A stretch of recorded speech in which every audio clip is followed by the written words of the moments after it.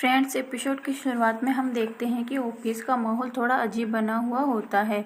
Miss park office में आती है और तभी किसी से पूछती है कि क्या मिस जू आ चुकी है। सामने से जवाब मिलता है, हाँ, वो डायरेक्टर की सेक्रेटरी है और अब्रॉड गई है, कुछ समय तक वापस नहीं आएगी।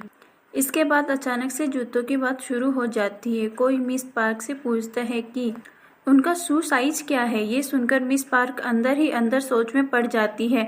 अभी तक वो मिस जू की एहसानमंद थी, लेकिन जैसे ही उसे एहसास होता है कि मिस जू नकली ब्रांडेड जूते पहनती थी जबकि उसके पास असली ब्रांडेड जूते हैं, उसके दिल में अजीब सी जलन और उलझन पैदा होने लगती है। दोस्तों, यहीं से हमें समझ आने लगता है कि मिस पार्क के अंदर धीरे धीरे प्यार, जलन और नफरत तीनों फीलिंग्स एक साथ बढ़ने लगी हैं। फिर सीन शिफ्ट होता है। ऑफिस में लोग पूछ रहे होते हैं कि आज मिस जू अपनी सीट पर क्यों नहीं है। सामने से जवाब आता है कि वो अब्रॉड गई है और जल्दी वापस नहीं आएगी। ये सुनकर मिस पार्क अकेले में सोचती है कि आखिर वो लड़की क्या सोच रही होगी जो उसके नकली जूतों का दूसरा हिस्सा लेकर चली गई। इसके बाद अकाउंट्स डिपार्टमेंट में से एक फाइल आती है और सीन डायरेक्टर जियोल के केबिन में शिफ्ट हो जाता है। वहाँ रेगुलर खर्चों की फाइल दिखाई जाती है। सामने वाले लोग कहते हैं कि ये खर्चे हमेशा से ऐसे ही पास होते आए हैं, लेकिन डायरेक्टर जियोल हर एक चीज़ को ध्यान से देख रहे होते हैं और कहते हैं कि सिर्फ इसलिए कि कोई चीज़ हमेशा से होती आई है, इसका मतलब ये नहीं है कि वो सही भी हो, गलत भी हो सकती है। उसी समय मिस पार्क भी वहाँ बैठकर फाइल्स में साइन कर रही होती है। तभी डायरेक्टर जियोल की नज़र उसके जूतों पर जाती है और वो मिस पार्क से कहते हैं कि उनके जूते उन्हें बहुत पसंद आए हैं। उस वक़्त मिस पार्क को समझ नहीं आ रहा होता है कि उस बात का असली मतलब क्या है, लेकिन उसी पल उसके दिल में और ज़्यादा हलचल शुरू हो जाती है। वो सोचने लगती है कि शायद गहरा प्यार और गहरी नफरत एक जैसे होती हैं, जो समझ में नहीं आती है। और उसे समझ नहीं आ रहा होता है कि वो डायरेक्टर जियोल से प्यार करती है या मिस जू से नफरत। फिर अचानक पूरा ऑफिस हिल जाता है क्योंकि एक स्कैंडल वाली ईमेल पूरे ऑफिस में वायरल हो जाती है। अब हम अलग अलग ऑफिस सीन्स देखते हैं जहां हर कोई उसी ईमेल के बारे में बातें कर रहा होता है। कोई पूछ रहा होता है कि क्या ये सच है, तो कोई कह रहा होता है कि ऑफिस का माहौल ख़राब हो चुका है। लेकिन तभी मिस जू वहाँ आती है और बिल्कुल शांत नज़र रखती है। वो उन सब लोगों की तरफ देखकर कहती हैं, लगता है आप सबको बहुत बातें करनी है। फिर वो हल्की सी मुस्कान के साथ कहती है, सिर्फ मैसेज पर बात करने में मज़ा नहीं आ रहा होगा। जब तक मैं मीटिंग से वापस आती हूँ आराम से बातें कर लो, लेकिन मेरे वापस आने के बाद में सिर्फ काम करना होगा, फिर कोई भी बात नहीं करेगा। दोस्तों, यहाँ हम देखते हैं कि इतनी बड़ी बदनामी होने के बाद में मिस जू कितनी शांत और मजबूत बनी हुई है। अब सीन डायरेक्टर जियोल के घर के तरफ शिफ्ट होता है। उसकी माँ टीवी पर वही स्कैंडल देख रही होती है। डायरेक्टर जियोल हल्का सा नाराज होकर कहता है कि आपका बेटा घर आया है, लेकिन आपकी नज़र टीवी से हट नहीं रही है।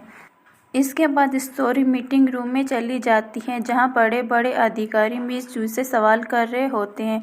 कोई कहता है कि ऑडिट टीम 3 हेड पर ऐसे आरोप लगाना शर्मनाक है। कोई उन तस्वीरों की बात कर रहा होता है जिसमें मिस जू किसी आदमी के साथ बहुत करीब दिखाई दे रही होती है, लेकिन मिस जू बिल्कुल शांत रहकर जवाब देती है, वो सिर्फ एक सामान्य मीटिंग थी। तभी अचानक डायरेक्टर जियोल मीटिंग रूम में एंट्री करते हैं और पूरा माहौल बदल जाता है। वो गुस्से में कहते हैं कि क्या सिर्फ एक ईमेल के कारण इतने बड़े अधिकारी मिलकर एक इंसान को घेरते हैं, उससे तरह तरह के सवाल कर रहे हैं। फिर वो एचआर टीम को बुलाने का आदेश देते हैं और कहते हैं कि किसी की निजी जिंदगी में इस तरह पूरे ऑफिस में फैलाना मानहानि भी हो सकता है। साथ ही वो ये कहते हैं कि ईमेल भेजने वाले इंसान को तुरंत ट्रैक किया जाए। फ्रेंड्स, अब रात का डिनर सीन आता है जहां डायरेक्टर जियोल का भाई संगल और मिस जू साथ खाना खा रहे होते हैं। दोनों के बीच बातचीत शांत जरूर होती है, लेकिन अंदर से बहुत टेंशन भरी होती है। डायरेक्टर जियोल का भाई संगल कहता है कि तस्वीर में मिस जू बहुत खुश दिखाई दे रही हो।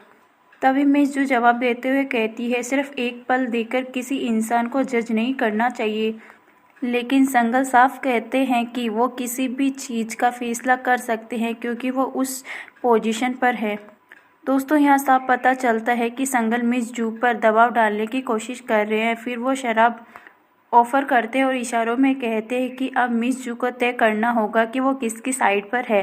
लेकिन मिस जू बहुत स्मार्ट तरीके से उसकी हर बात को टाल देती है और हंसते हुए कहती है अगर उन्हें बहन मानते हैं तो धमकी नहीं देनी चाहिए। डायरेक्टर जियोल का भाई संगल ऊपर से हल्का मुस्कुरा देते हैं लेकिन अंदर से बहुत ज़्यादा गुस्सा होते हैं क्योंकि वो मिस जू को कंट्रोल नहीं कर पा रहे होते हैं।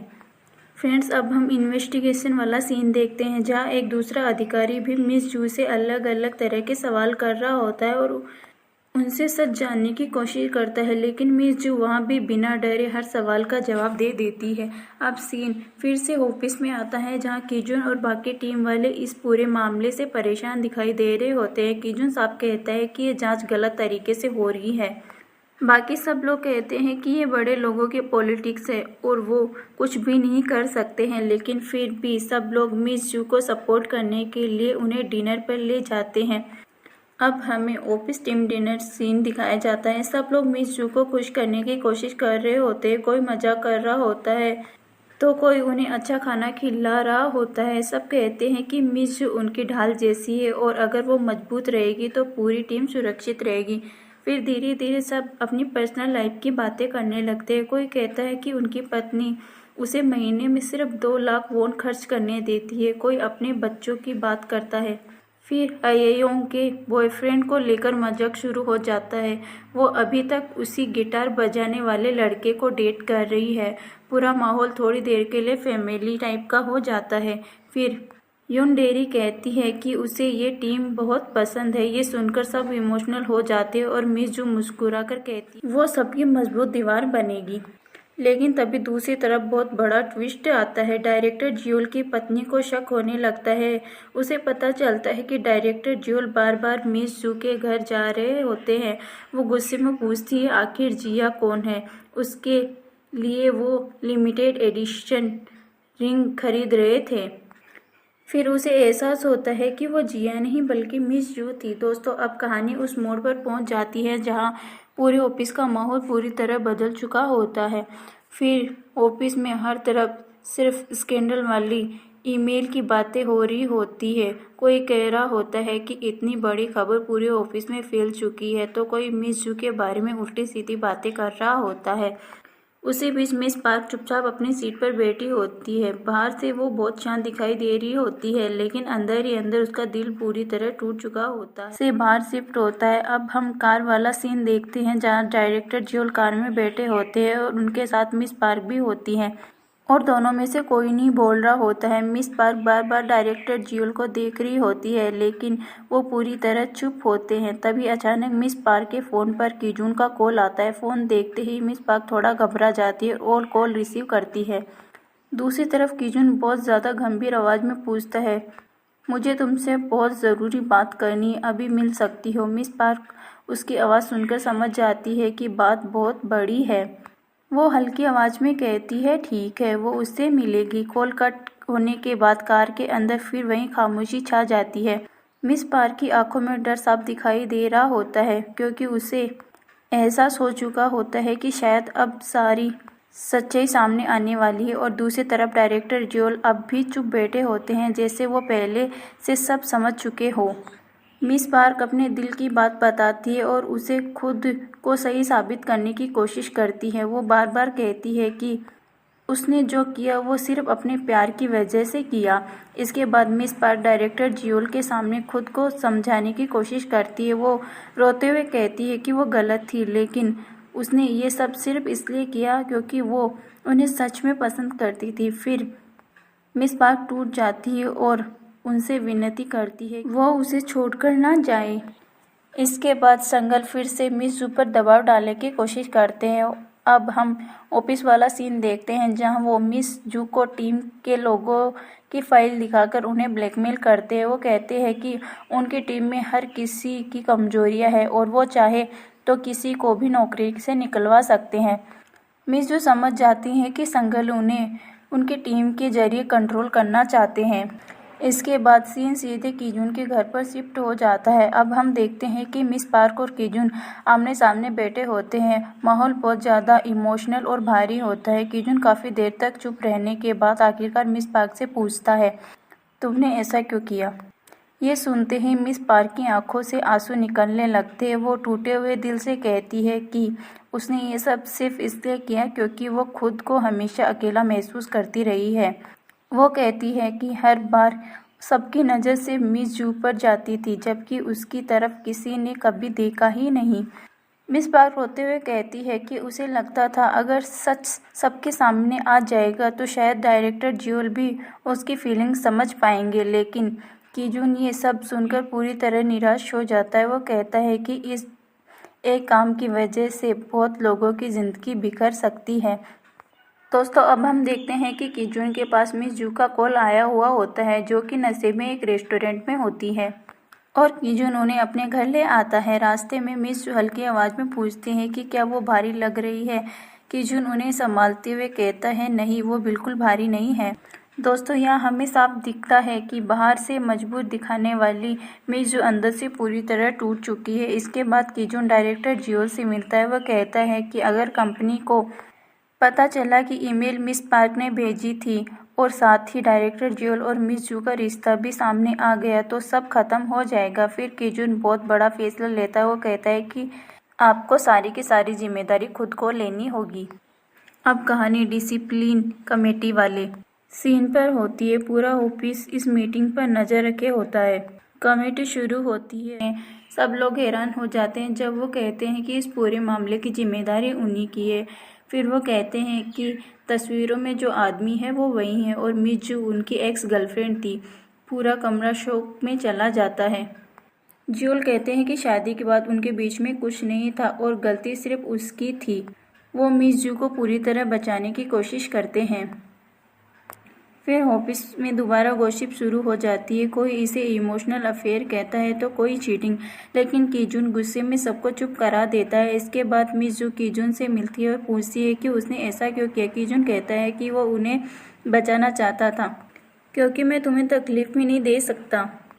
लेकिन इसके बाद मिस पार्क अचानक इस्तीफा देने का फैसला कर लेती है। पूरी टीम को ये बात पता चल जाती है।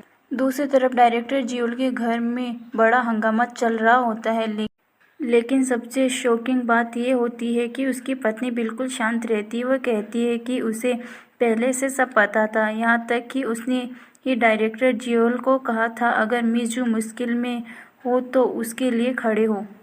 लेकिन फ्रेंड्स, असली ट्विस्ट अभी बाकी होता है। डायरेक्टर जियोल की पत्नी अचानक बिजनेस डील की बात शुरू कर देती है। वो कहती है अगर इस बार डायरेक्टर जियोल को अगला चेयरमैन बनाया जाता है तो उनकी कंपनी भी साथ देगी। यानी यहाँ प्यार से ज़्यादा पावर और बिजनेस मायने रखता है। अब आखिर में शेयर होल्डर मीटिंग शुरू हो जाती है। पूरा माहौल बहुत भारी होता है। चेयरमैन सबके सामने घोषणा करते हैं कि वो अपने पद से इस्तीफा दे रहे हैं और डायरेक्टर जियोल को अगला चेयरमैन बनाने का प्रस्ताव रखते हैं। सब शांत होते हैं, तभी अचानक कोई खड़ा हो जाता है। वो जोर से कहता है कि उसे इस फैसले पर आपत्ति है। वो आरोप लगाता है कि डायरेक्टर जियोल चेयरमैन बनने लायक नहीं है क्योंकि उन्होंने गलत काम किए हैं और उनकी एक्स लवर मिस जू ने सब छुपाया है। दोस्तों, हम यहाँ देखते हैं कि ऑब्जेक्शन करने वाला डायरेक्टर जियोल का भाई संगल ही होता है। पूरा हॉल शोक में चला जाता है। सब सबूत मांगते हैं। तभी संगल कहता है कि उसने एक गवाह बुलाया है, ऐसा गवाह जो डायरेक्टर जियोल का सबसे अच्छे से जानता है। और दोस्तों, हम देखते हैं कि वो गवाह कोई और नहीं बल्कि मिस पार्क ही होती है। अब हमें फ्लैशबैक का सीन दिखाया जाता है जहां मिस पार्क से डायरेक्टर जियोल का भाई संगल बात करता है और उसे गवाही के लिए राजी करता है। इसी के साथ फ्रेंड्स, फिर से हमें कमेटी सीन दिखाया जाता है जहां पर मिस पार्क चेयरमैन के सामने सर झुकाती है। इसी के साथ हमारा एपिसोड यहाँ ख़त्म हो जाता है। फ्रेंड्स, अगर आपको ये वीडियो ज़रा सा भी पसंद आए हो तो लाइक करें, शेयर करें, कमेंट करें और सब्सक्राइब करना बिल्कुल ना भूलें। बने रहिए हमारे साथ अगले एपिसोड के लिए। तब तक के लिए बाय बाय।